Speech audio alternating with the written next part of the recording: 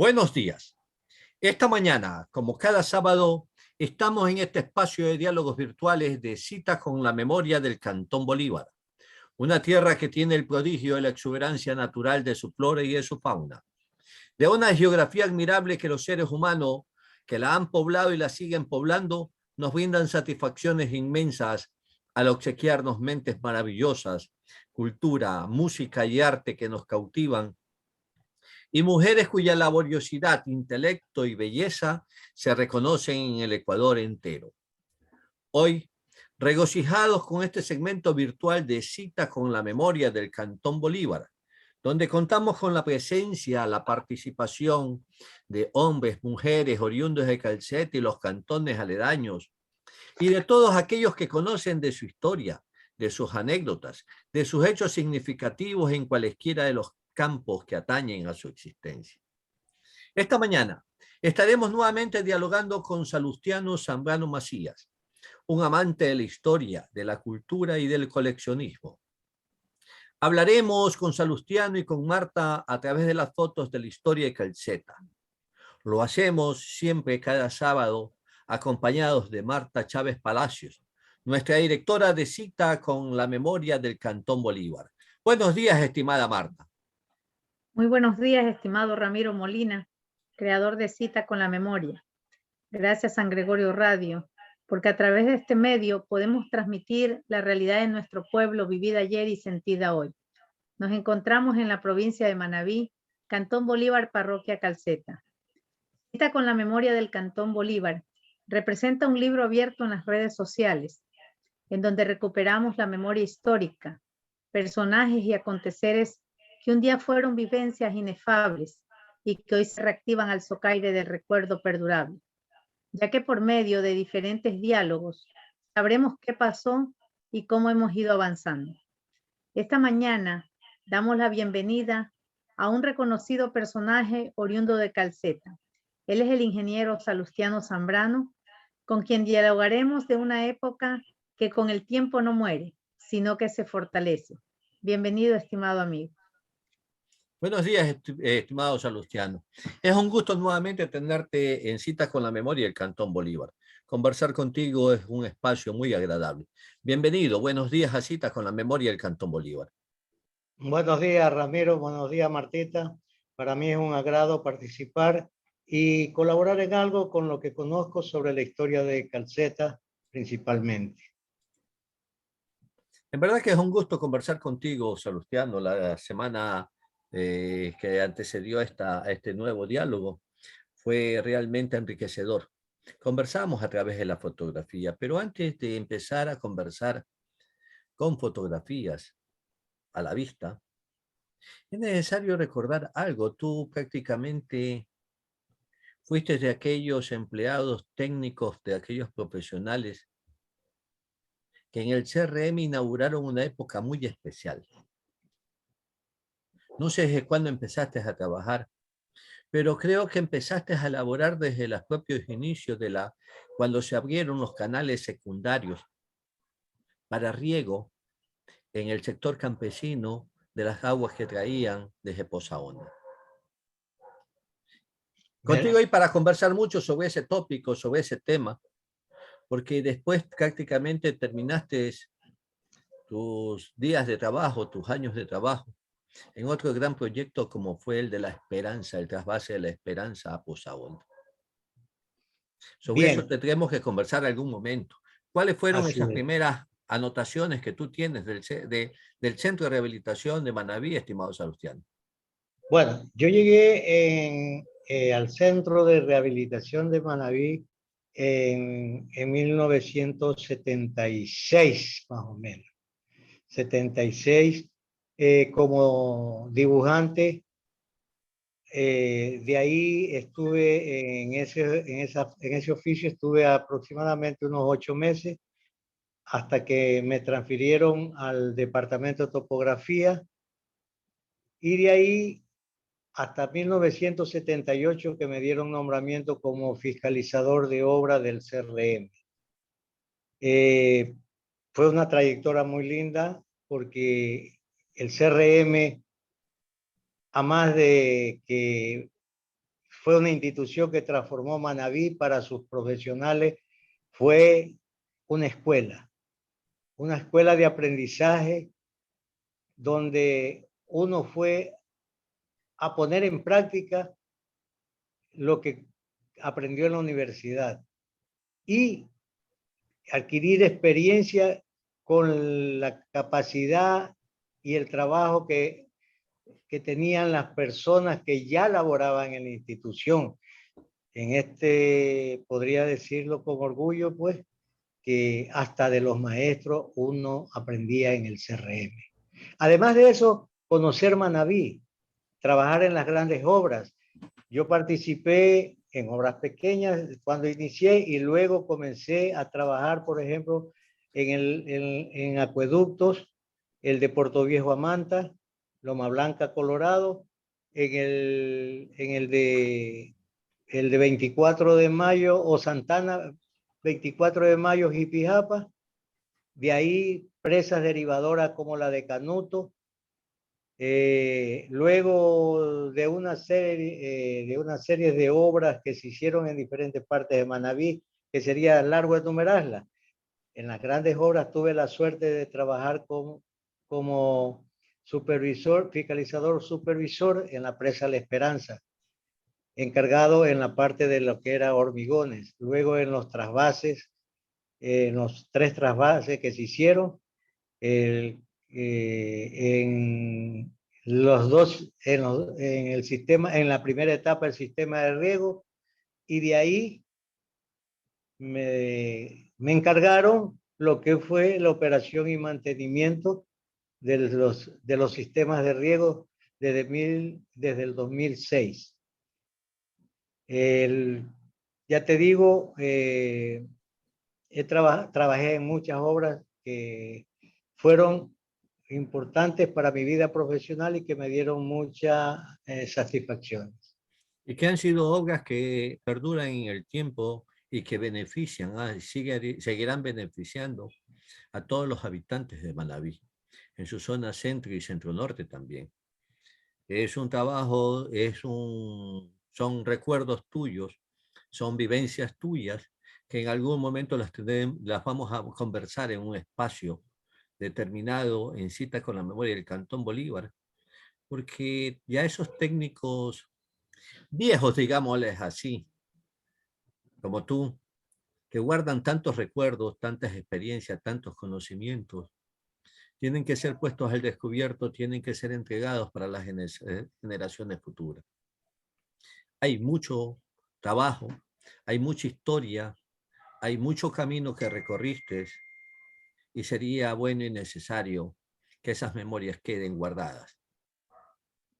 Salustiano, en días anteriores ya habíamos conversado y habíamos trabajado sobre fotos y conversábamos sobre las historias de esas fotos, a quiénes correspondían, en qué calles, de qué fecha, cómo habían llegado a tus manos, y nos relatabas también hechos y pasajes conjuntamente con Marta muy hermosos. Tan hermosos como esta foto. Es una foto que siempre he admirado, que siempre me ha gustado. Es una foto con un río que tiene vida, con un río que le da vida a un pueblo, con un río que tiene riqueza agrícola, que tiene historia. ¿Qué nos puedes contar de esta foto? Esta foto es tomada en un puerto del río Carrizal en 1906 por don Jacobo Avilés. Ese puerto está ubicado entre las calles Calderón y Sucre. Ahí era el atracadero de todas las embarcaciones que venían de las montañas trayendo la producción de frutas, cacao, higuerilla e incluso los animales como chancho y ganado para el calceta. En esta que tú ves, ahí hay canoas, balsas de caña, balsas de boya, que es la que transportaban y se transportaban los campesinos hacia el cantón, hacia la cabecera cantonal Calceta. Como ves, es una feria que se daba mayoritariamente en los días viernes y sábados. Recuerdos hermosos porque yo era muchacho y me gustaba ir, ver llegar esas canoas, esas balsas, cómo se manejaban, cómo se transportaba lo que se producía. Era algo muy bonito, muy alegre. Son añoranzas muy importantes en la vida de uno. Marta, sobre esta misma foto, de acuerdo a tus trabajos de investigación, ¿qué nos puedes contar? El micrófono, por favor. Bueno, primeramente quiero decirle que don Salustiano posee una foto original.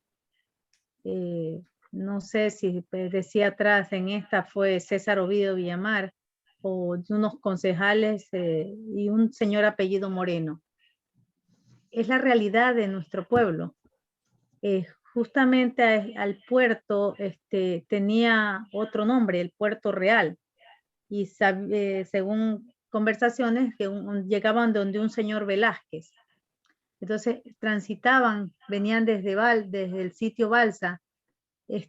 Justamente el trayecto que tenían a veces eran 2, 3 días, incluso había historias sobre que ellos comentaban los balseros, de que una vez un señor Abelardo, y incluso está escrito por Eudaldo Zambrano, y no recuerdo el otro señor, en que venía viajando don Abelardo y se subió alguien al puerto y justamente la persona con la que había conversado durante 2 días era un muerto, había muerto ya hace días, ¿no? Y cuando llegó a la casa le dijo que había venido con el señor conversando en la balsa, en el trayecto, y le dijo la esposa, pero si él ya murió hace tantos días.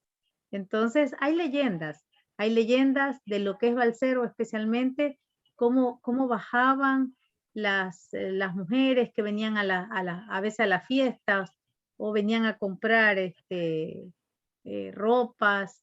Realmente el balsero, Ramiro y don Salustiano, que tiene un poco más de conocimiento, tiene mucha historia. Así es, tiene mucha historia la historia de los balseros. Es un campo anecdótico todavía que tiene que desmadejarse bastante. Recordemos que en ese río Carrizal, precisamente por ese sector, hubo una mortandad en algún momento. En la incursión de las fuerzas conchistas contra las fuerzas de gobierno. Una historia que no está dilucidada todavía del todo, que no ha sido contada en su totalidad. Pueden ser que se encuentren más tarde documentos que nos hablen de esas historias del ayer de Calceta, porque hay muchas cosas que tienen que todavía desmadejarse, que tienen que todavía salir a la luz. Vamos a ver otra foto que me parece tan interesante como la primera, porque marca un espacio, marca un hito histórico en la historia de Calceta. Salustiano.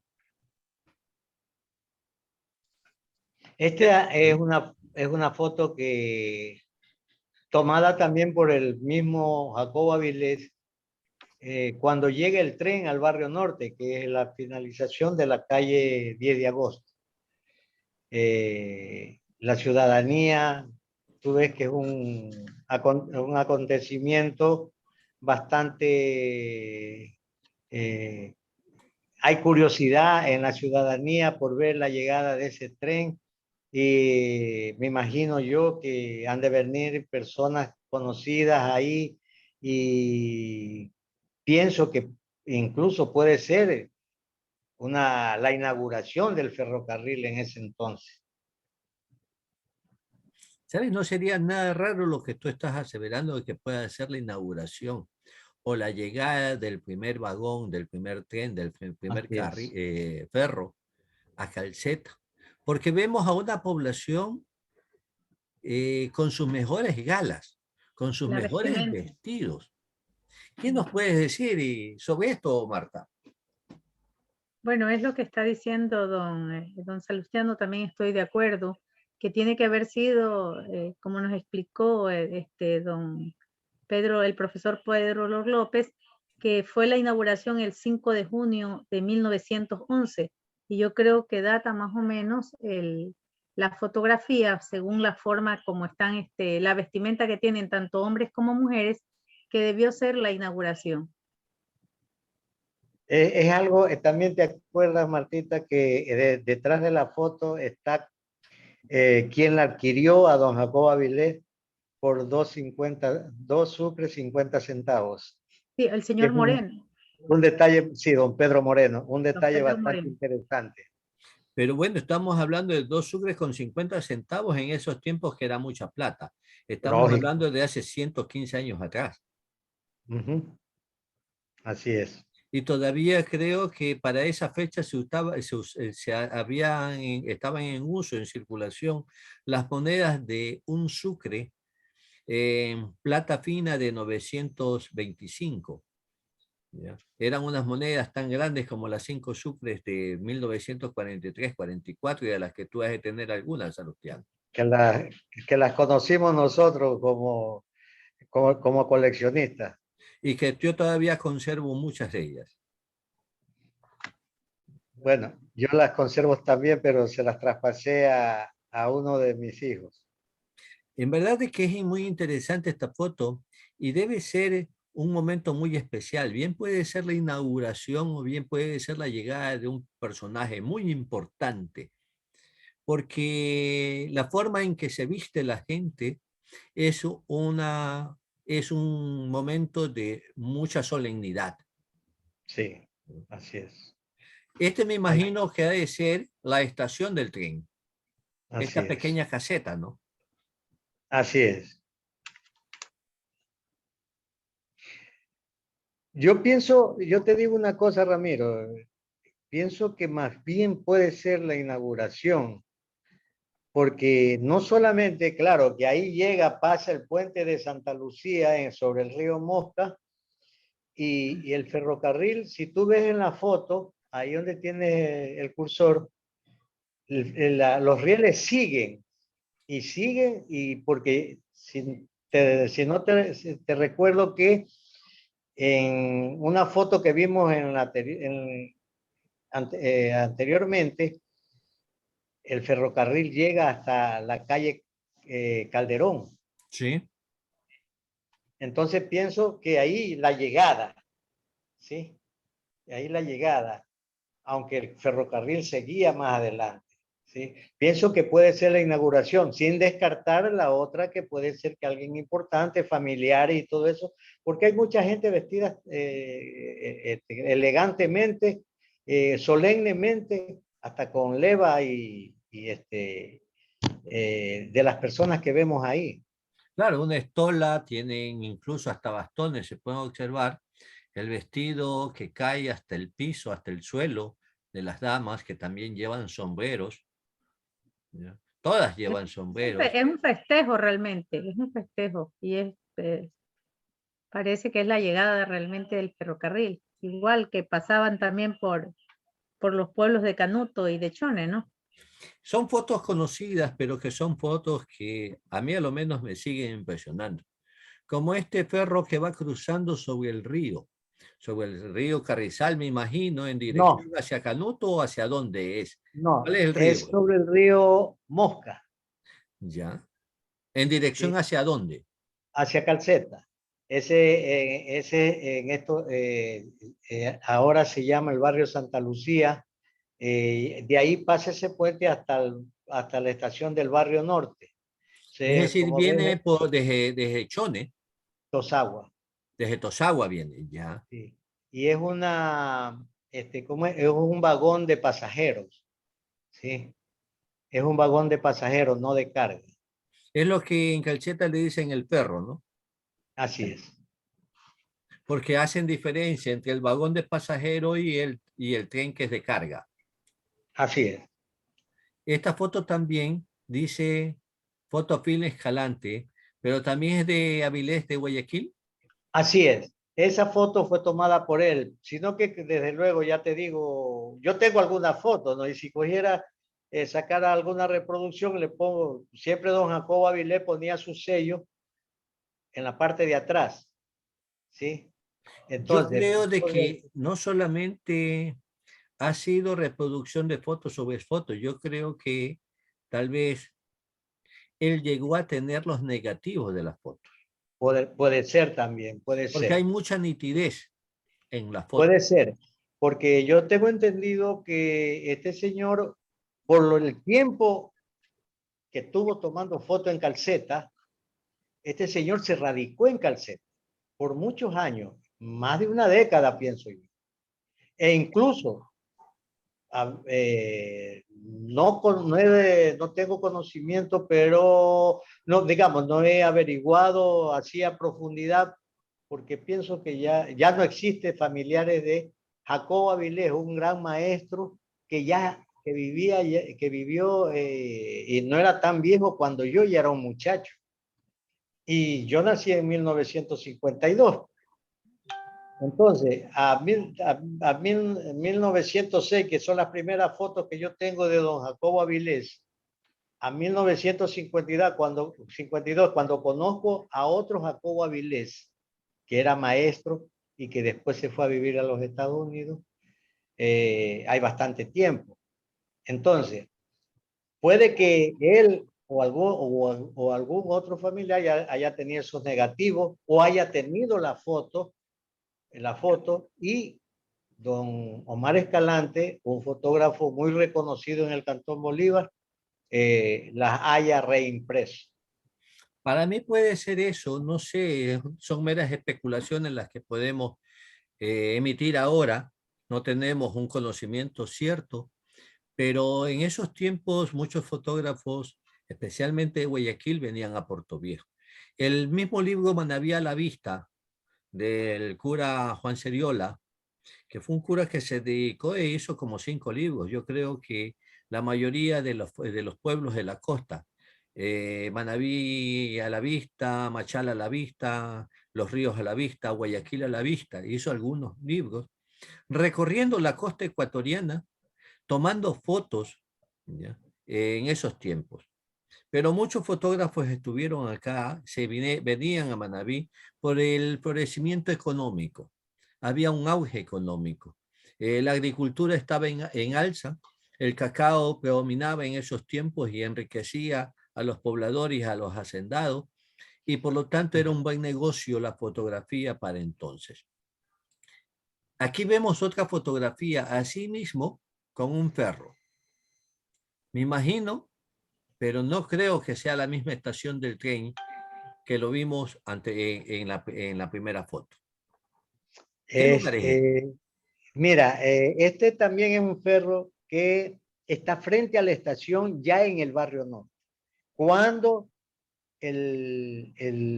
los trenes ya no llegaban hasta la calle Calderón sobre la 10 de agosto hasta la calle Calderón, sino que ahí mismo, en el mismo barrio norte,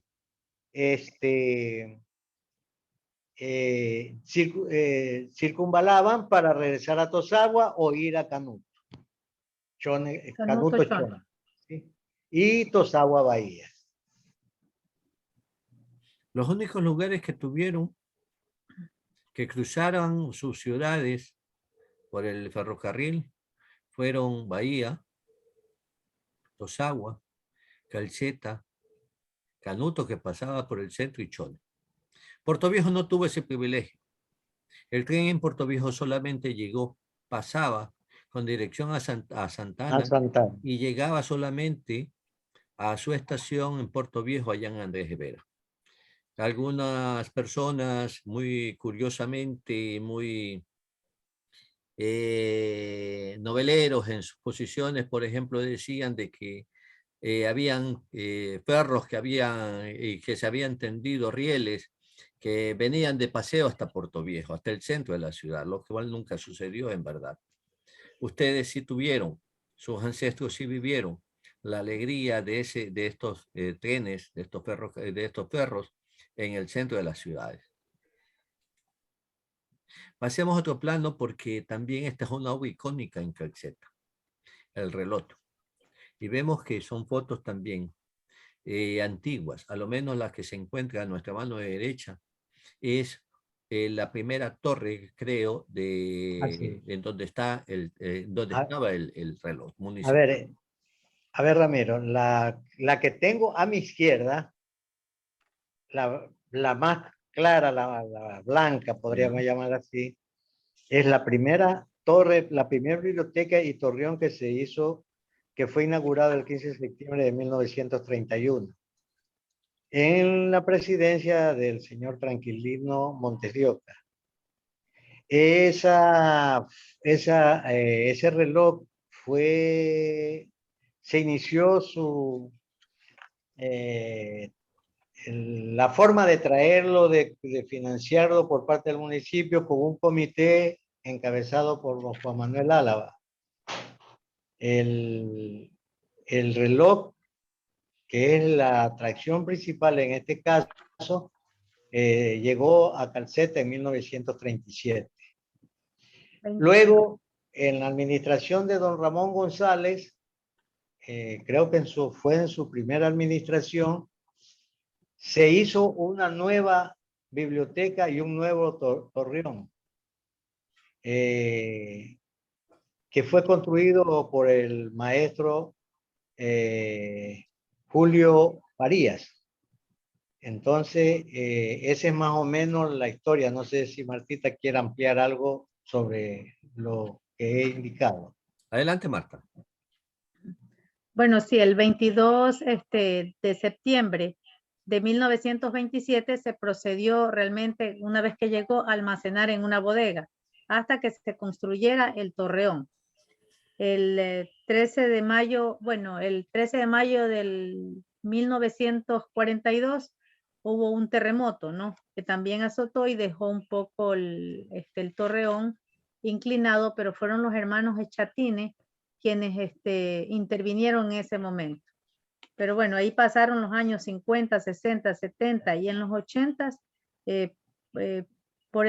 no había cómo darle mantenimiento, fue el doctor Rolando, justamente el doctor Rolando Mendoza, que aún vive, tuvo el servicio, un amante a la cultura, que fue Leyo Vélez. Y él era, o sea, incitaba a que se arreglara el reloj público. Y fue ahí que intervino también algunas gestiones se hicieron, intervino don José Zambrano, Cristo del Mayal. Y él fue quien arregló también, intervino en la parte del reloj como en la parte de abajo también hizo como un cerramiento. Pero si se da cuenta, en el primer reloj tiene las 3 campanas en la parte fuera del torreón, pero ahora están dentro del torreón las campanas. El viejo Leyo Vélez Torres, el culpable de que yo fuera amigo de él fue Salustiano Zambrano. Bueno, déjame decirte algo más. El segundo torreón y la biblioteca en el terremoto del 16 de abril del 2016 se cayó. Ahora se tiene un edificio muy moderno que se culminó en esta administración, lo comenzó Ramón González y se culminó en esta administración. Qué bueno por Calceta de que se recuperen sus obras icónicas. En verdad de que es un trabajo que necesita de la atención permanente. Velázquez Ibarra fue uno de los personajes más polémicos del Ecuador.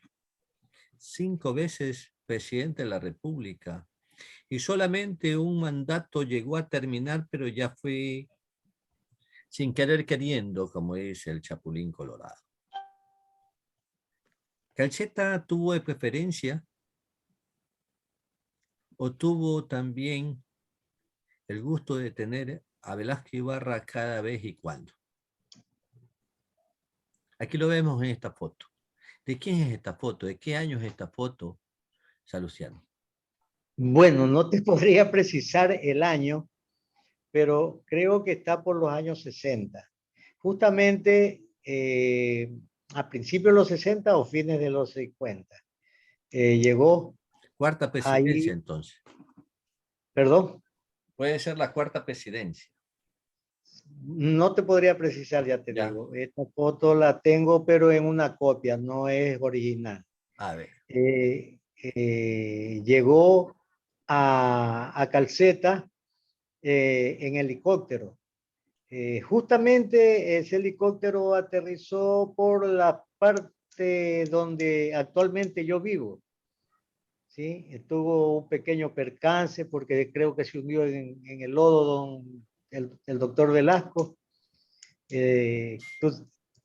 Según contaban, tenía era bastante, se calentaba por poco y dice que le dio coraje ver caído en el lodo. Bueno, pero como siempre político, siguió adelante. Supongo que era una visita en alguna fecha especial, no podría decirte, nunca averigüé cómo es, porque llegó. Y tengo un problema que me terminó la avería. Teníamos allí con Velasco Ibarra un conjunto de personas que le acompañaban, hacendados, caciques de las zonas, que eran permanentes en estos andares de Velasco Ibarra. Entonces, quienes acompañaban a Velasco Ibarra y quienes financiaban a Velasco Ibarra en cada lugar al que llegaban también los hacendados y caciques con garrafas de aguardiente. Brindaban en homenaje a Velasco Ibarra, pero creo que Velasco Ibarra era abstemio. No tomaba. Y sin Bueno, embargo, el pueblo estaba allí y el pueblo lo seguía. Y convocaba a los pobladores sin importar si eran de derecha o de izquierda. Velasco Ibarra fue todo un fenómeno político y social en el Ecuador y en América. indiscutiblemente. Pero te digo que algo que yo nunca fui velasquista, pero lo escuché alguna vez y eso nos ratifica lo que tú estás diciendo. Fue un fenómeno porque las masas lo escuchaban por su forma de transmitir, de su forma de hacer llegar el mensaje a las personas. Yo lo escuché en una alocución que hizo, que se presentó en un mitin político en Rocafuerte. En realidad, como orador, lo admiré siempre. Como persona, como un presidente honrado, lo admiré siempre. Desgraciadamente, él no tuvo la misma colaboración con las personas que lo auspiciaban, que lo seguían y que siempre estaban tras de él en los cargos. Vamos a otro campo, a otra fotografía más. Esta es una fotografía en la que parten unos amigos con cervezas de la época y vemos el tipo de vestimenta que viste. ¿Qué nos podrías conversar acerca de esta foto, estimada Marta? Bueno, Ramiro, los nombres de ellos realmente sí los tengo, pero el archivo no lo ubiqué ahora, pero son personajes del Cantón Bolívar de Calceta. Se ve que está en un día domingo. Sí, es como un día de guitarra. Yo creo que eran comerciantes incluso estos señores, porque no sé si don Abraham por ahí, porque don Abraham Villavicencio, hay una fotografía que tenemos, es que es muy parecida a los señores. Tengo los nombres, pero en este momento no te lo puedo ubicar, pero sí son de aquí de Calceta y justamente hay un árbol como de mirto en la parte de atrás. ¿Qué conoces tú, Salustiano? En verdad poco. Y esa foto justamente es mía, desgraciadamente, averiguando a personas que incluso ya fallecieron. Nunca me dieron los nombres de esas personas, quiénes eran. Se ve que es un grupo de amigos que se están reunidos digamos, puede ser un día domingo que por lo general hacían sus tertulias. Se ve que están disfrutando de unas cervezas con guitarra, como era la forma más linda de hacer estas reuniones, que creo que también lo vivimos nosotros, ¿no? Vemos aquí algunas particularidades en las personas que se encuentran aquí. La mayoría utilizan esos sombreros de copa baja, las estolas, pero también vemos que era muy común el uso de los bigotes en esos tiempos. Así es. Incluso bigotes que se los arreglaban al modelo de Pancho Villa. Aparte de eso, los tirantes y en las personas adultas, así como las corbatas de lazo. Si ves algo, un distintivo que ahora no se utiliza, el lazo negro que lleva ese señor estaba de duelo. Y representa el duelo. Sí. Ese señor estaba de duelo porque era una forma de manifestar el duelo en la camisa a más del pantalón. ¿Sí? Una camisa blanca, un cinto negro en el brazo y el pantalón negro. Aparte de eso, no podría tampoco indicar si esta es una chaqueta. Más bien, yo creo que es cotona. una cotona. Es una cotona porque nosotros en el museo hay una justamente de don Miguel Zambrano, el que supuestamente por el que se apoda Calceta, ¿no? Que se apodaba Calceta y por el nombre de Calceta, pero es muy parecida a la cotona. Sí, es muy singular y es muy especial este tipo de vestimenta. La cotona era para las personas que tenían una posición social alta, eran hacendados, eran finqueros, tenían sus posibilidades económicas.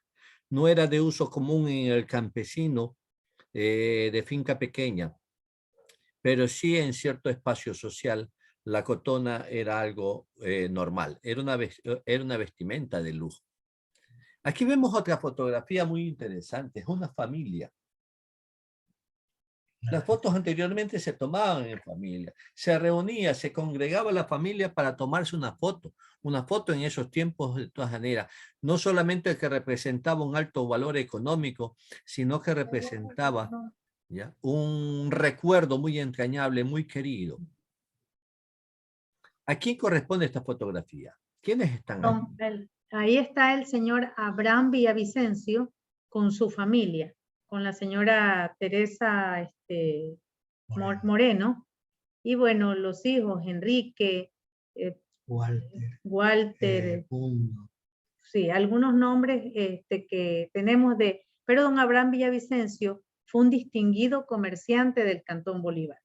Él justamente donde era el reloj público, que hay una fotografía que no aparece ahora acá, que justamente es donde era el primer mercado, ahí él tenía su comercio.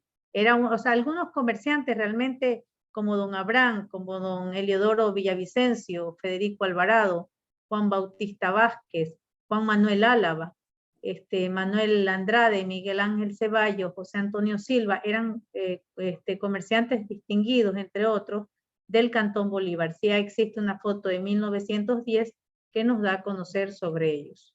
¿Pero esta foto de qué año es? Debe ser de esa fecha más o menos, 1930, tiene 30 la casa, ¿no? Porque también tiene su casa, que también se la proporcionó don Salustiano, de una foto de 1930. ¿Era esta? Exacto. No, pero otra anterior. Esa de ahí. Esa casa. Esa es la casa justamente de don Abraham Villavicencio. Y queda justo ahí en la calle, que quien va al reloj público. Manaví y Portoviejo. Manaví y Portoviejo. Esta es una foto bellísima. Sí. Es una construcción de madera.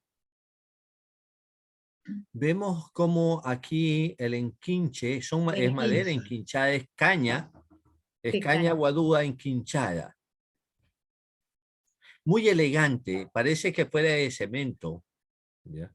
piso de madera y con tumbado también enquinchado, que parece que tuviera algún daño ya en el tumbado. Es decir, el piso de madera con las cuerdas al aire, pero puesto también allí un tumbado de enquinche, porque las casas eran enquinchadas y también los pisos en las partes de abajo y en el tumbado.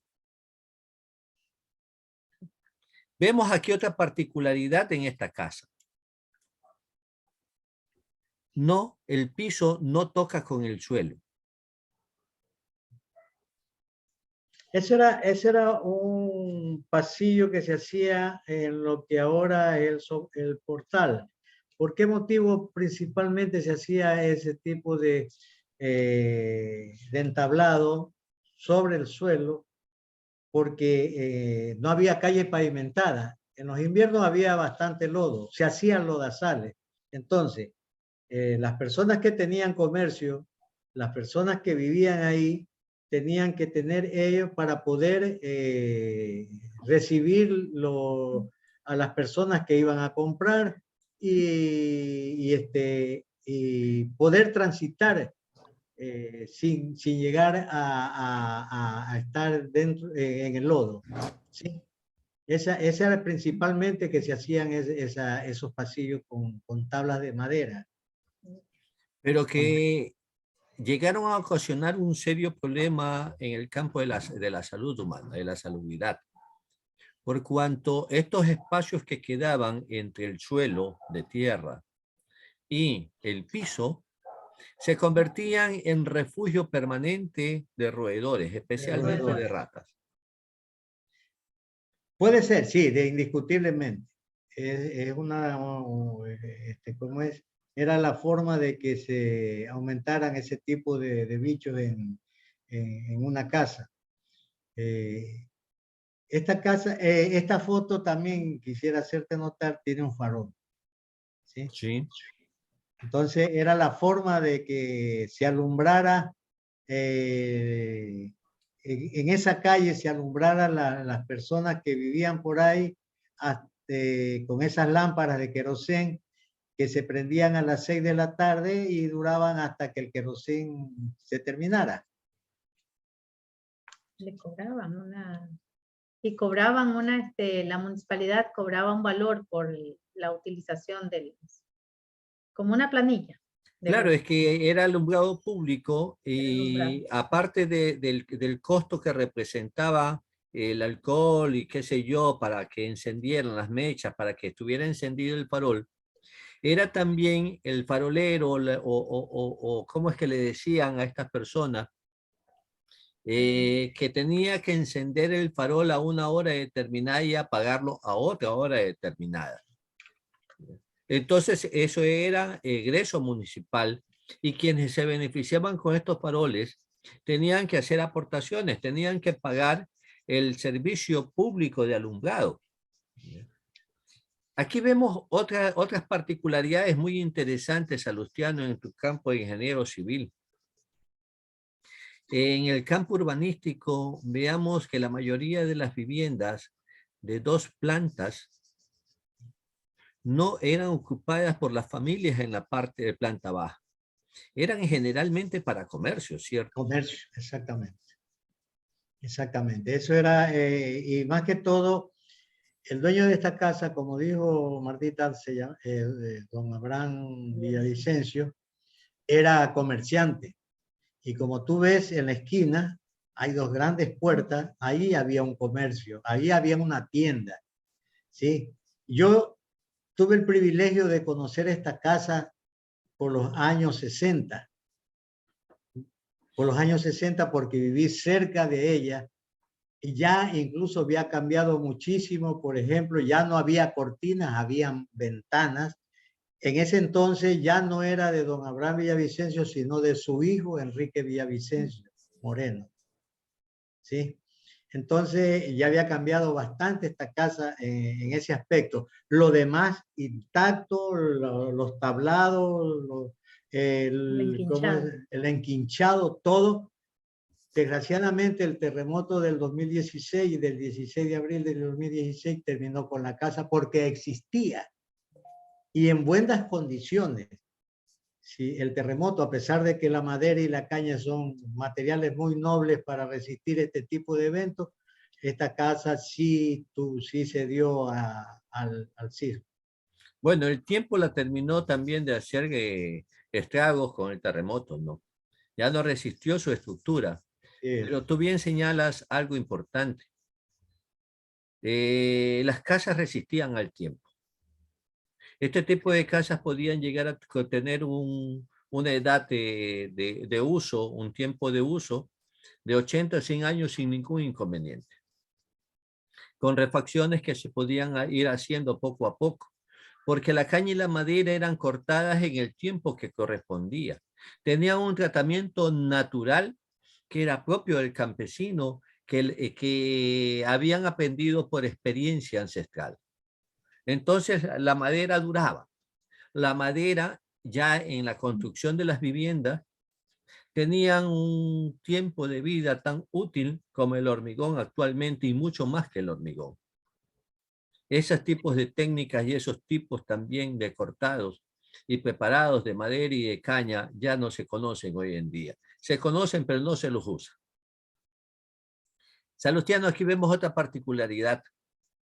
Es una foto muy enriquecedora. Los balcones. Eran típicos de esa época. Eran típicos de esa época esos balcones. Eran hechos de madera. Unos eran torneados, otros no, pero eran típicos de esa madera, de esa época. Mira, hay algo también muy interesante que no te has dado cuenta. Las plantas que se ponían en las ventanas, ¿sí? Eran plantas que adornaban una casa, se las ponían en cajones, en ollas de barro y adornaban una casa, ¿sí? Que después, cuando yo la conocí, ya no tenía esas plantas. Pero en esa época, en 1930, sí la tenía. Y te digo, lo que tú dices, que casas que duraban más de 100 años, yo pienso que esta casa es una de esas, porque cayó, a pesar de que yo no le veía mayor destrucción, a pesar de los años, le daban mantenimiento, supongo yo, sus dueños, porque hasta esa época, vivía la viuda de don Enrique Villavicencio ahí. Esa casa, pienso yo que hasta el 16 de abril del 2016 pasaba de los 100 años. Si tú ves el enquinche que se ha caído, ese quiere decir que ha tenido, en 1930 ya tenía mucho rato de haber sido construida.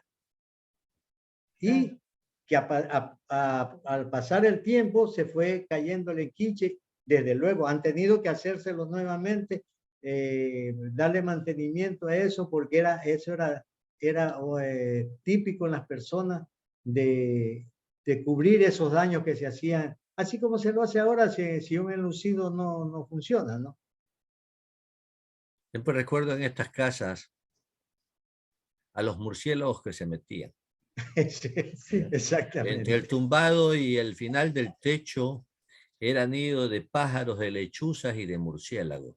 Y cuando se metía algún cuzumbo no quedaba ninguno, porque a todos se los comía.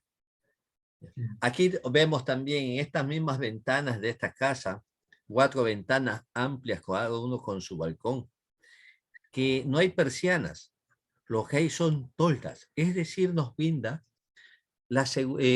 una idea, una imagen clara de que había seguridad social. Así es. Así es. Desgraciadamente eso se fue perdiendo, pero yo pienso que ya en este siglo. Porque yo conocí, ya te digo, conocí esta casa particularmente. Esta foto me la cedió una de las hijas de don Enrique Villavicencio, la abogada Cookie Villavicencio Pinargote, que supongo yo que la has de conocer, esposa de del abogado Elí Montes de Oca.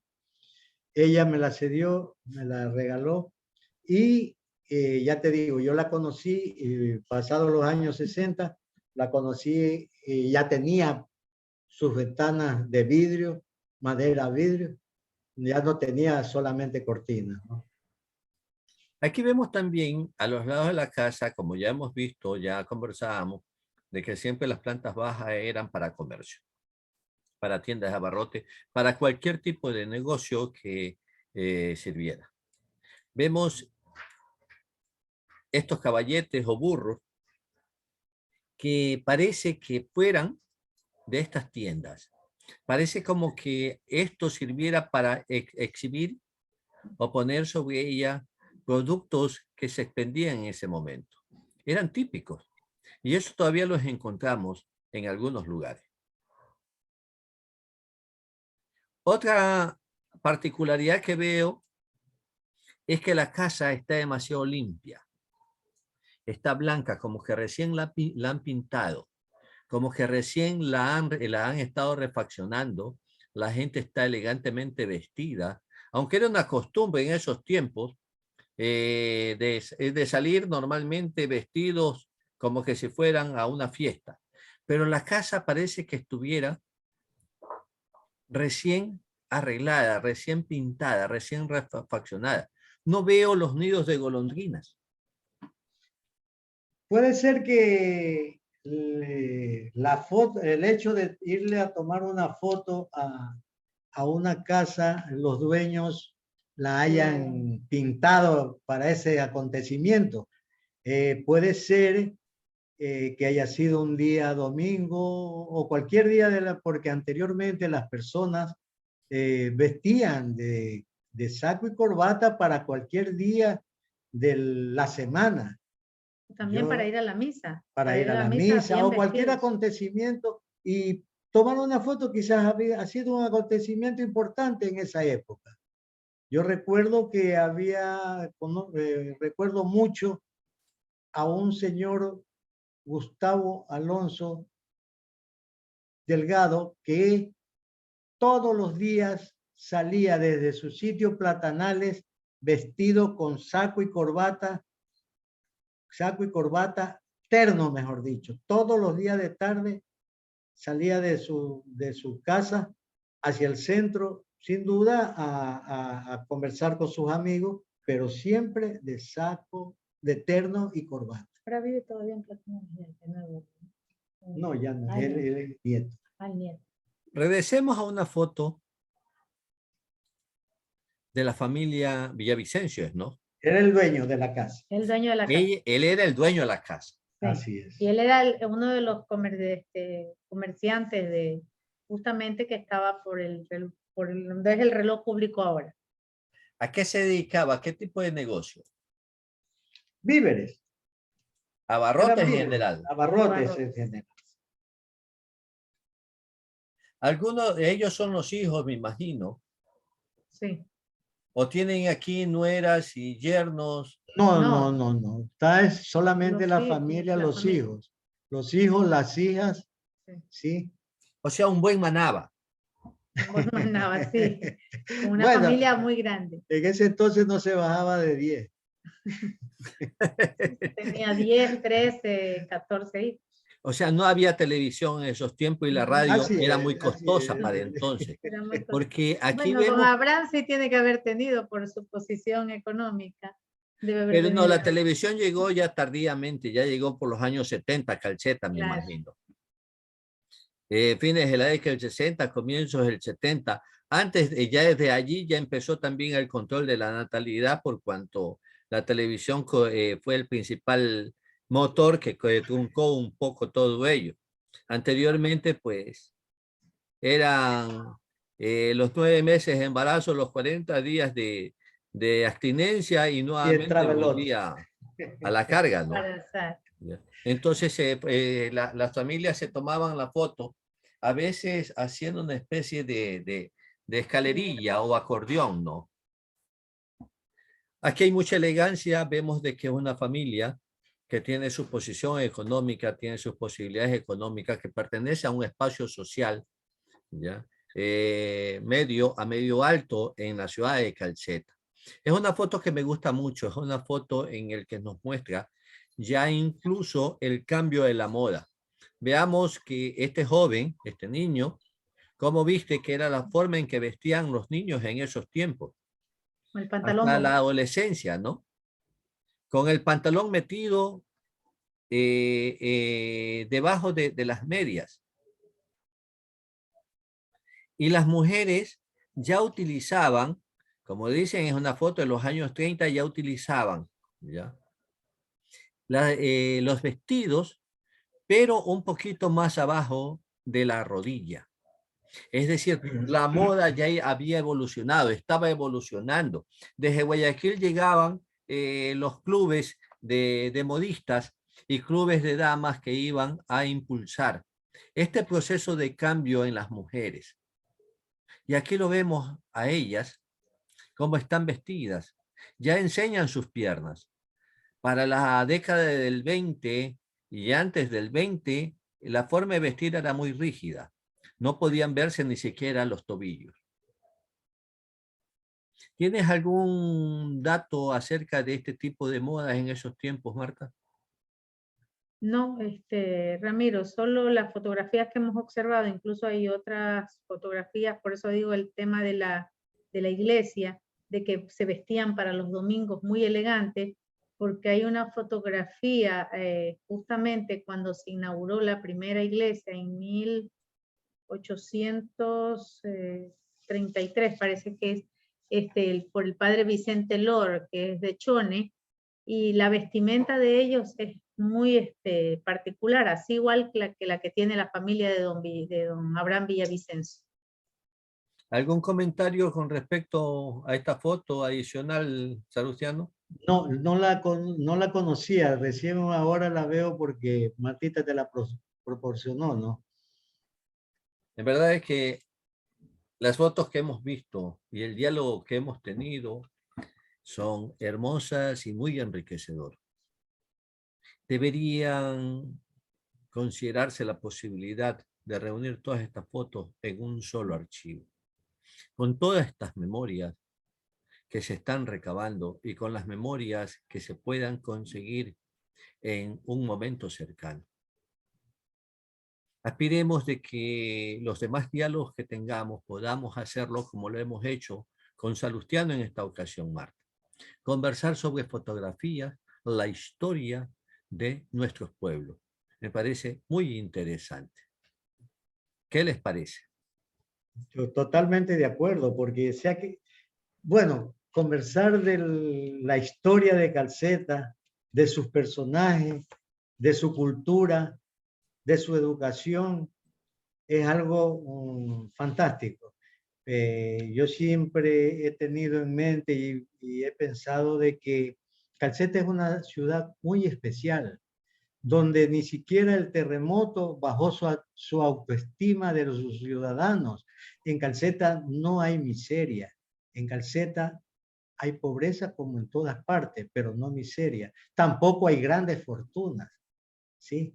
Pero en Calceta tú ves que la gente vive humanamente bien, porque si llamamos a personas que decir pobre, tienen en su casa los principales elementos para su distracción, para hacer sus actividades, las mujeres diarias de cocina, ¿sí? Entonces, Calceta es algo tan interesante en su historia y en su forma de ser, como han actuado sus políticos, porque siempre hubieron dos grupos que trataron de superar ese al uno al otro, por eso Calceta es lo que es, ¿sí? Entonces, hay bastante que conversar de Calceta, Ramiro. Así es. A lo menos algún momento lo conversamos y te decía de que los lugares, aparte de Puerto Viejo, donde me hubiera gustado vivir, fueron Calceta y Santana. En Calceta tuve la oportunidad, pero me atraparon en Santana y me vine para Puerto Viejo. Yo creo que hemos llegado a concluir con este segmento, con este diálogo con Salustiano y con Marta Chávez Palacio. En verdad es un diálogo que a mí me complace muy particularmente. Me ha sido muy agradable conversar con ustedes y estoy seguro de que quienes escuchen este programa van a sentir la misma satisfacción, el mismo gusto, el mismo cariño con que los van a escuchar a ustedes. Salustiano, tus palabras finales. Bueno, agradecerte por esta oportunidad que le has dado a tu amigo, quien te estima. Tú sabes bien que te estima demasiado por los años que tenemos de esa amistad. Te agradezco mucho y siempre a las órdenes para cuando pueda aportar en algo en tu programa o en cualquier otra circunstancia. Tú lo sabes, estaré ahí contigo. Quedamos con un programa pendiente que es hablar sobre las obras hídricas en Manabí, en tu paso por el Centro de Rehabilitación de Manabí y después por Senagua, creo que fue. Sí. Marta. Senagua, y también llegué al gobierno provincial por el sistema de riego. Sí. Marta. Bueno, agradecer a don Salustiano, realmente es muy motivador conversar con alguien que también se interesa por la historia del ayer. Yo creo que hay muchas personas que todavía tenemos para dialogar, para conversar, pero así mismo, como dice Ramiro, o sea, cada día uno se adentra más y quiere investigar más, quiere saber mucho más de lo que pasó en el ayer. Y para eso necesitamos unirnos, muchas personas que conocen, que tienen fotografías, que saben sobre el tema del ayer, unirse y conversar, dialogar, porque estos diálogos sirven para que las generaciones que se avecinan o que están, la juventud, sepa realmente qué pasó el día de ayer, incentivar a los jóvenes a conocer sobre la historia del Cantón Bolívar del ayer. Agradecemos a ustedes su sintonía por San Gregorio Radio en su dial 106.1 y a quienes nos siguen por canal de YouTube y Facebook. Mi agradecimiento especial a nuestro invitado, Salustiano Zambrano Macías, y a Marta Chávez Palacios, directora de Citas con la Memoria del Cantón Bolívar, y a quienes están detrás de los micrófonos de San Gregorio Radio. Ellos son Daniel Valdivieso Solórzano y Manuel Andrade León. Hasta el próximo sábado, en un nuevo encuentro en Cita con la Memoria. Tengan ustedes muy buenos días.